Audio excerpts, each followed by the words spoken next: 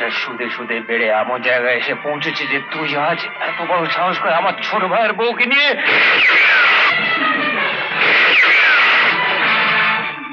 বাবা রে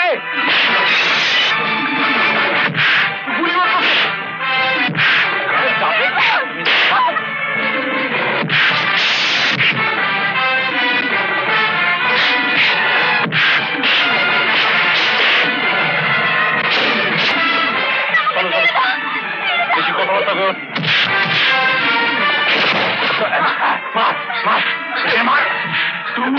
আমার লোকগুলি কোনো মানবেন না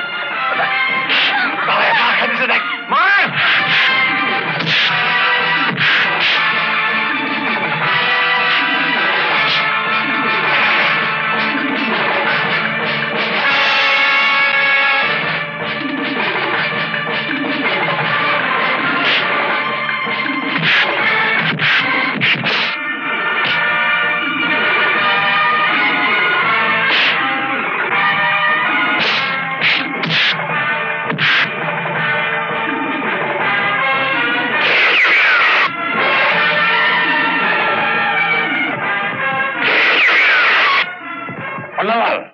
পালাবার চেষ্টা করবে না, চারপাশে পুলিশ ঘিরে আছে।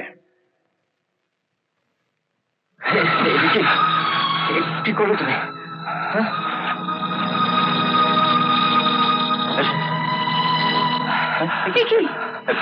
তোমার শাড়ি ছিঁড়ে বেঁধে দাও। তাড়াতাড়ি করো।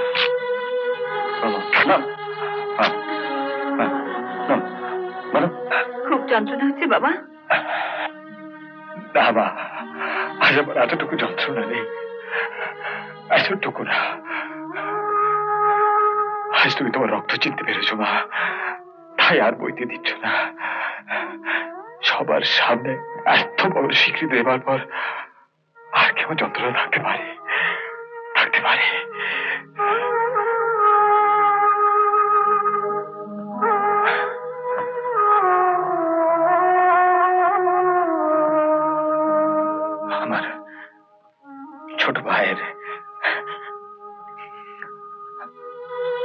আমার ছোট ভাইয়ের বউ বিপদে পড়েছে শুনে আমি হাসপাতাল থেকে বাড়ি এসেছিলাম স্যার। আপনি আমাকে দাদা বলে স্বীকার করতে না পারলেও একই মায়ের রক্ত আমাদের দুজনের শরীরে বইছে।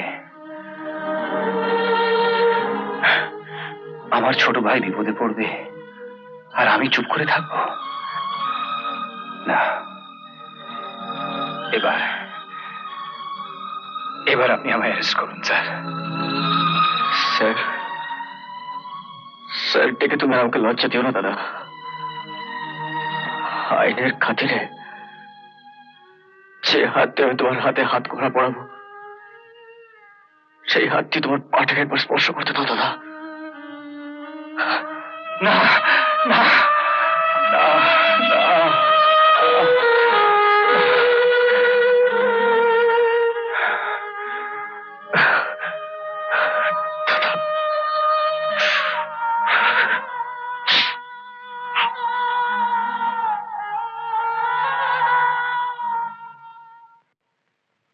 জুরিদের সঙ্গে একমত হয়ে আমি আসামি সম্রাট চক্রবর্তীকে 307 ও 394 ধারায় 3 বছর সশ্রম কারাদণ্ডে দণ্ডিত করিলাম।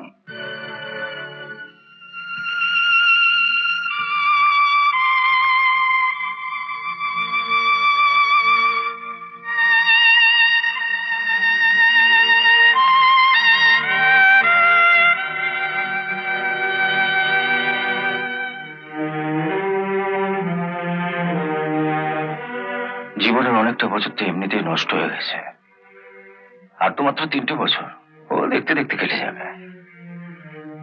সম্রাটের আসনটা ফাঁকা রেখে আমরা তোমার জন্য অপেক্ষা করব।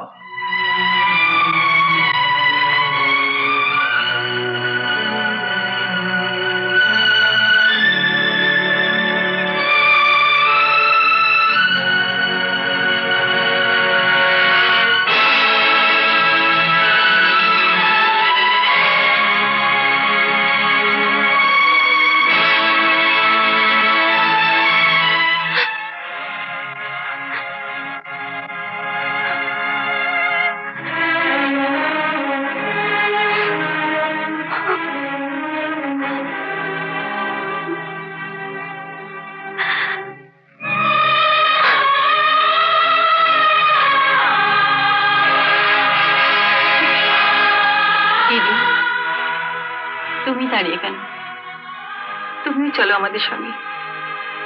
আমি সম্রাটের গর্ভধারিণী মা হলেও তুমি হচ্ছ ওর আসল মা। এসো।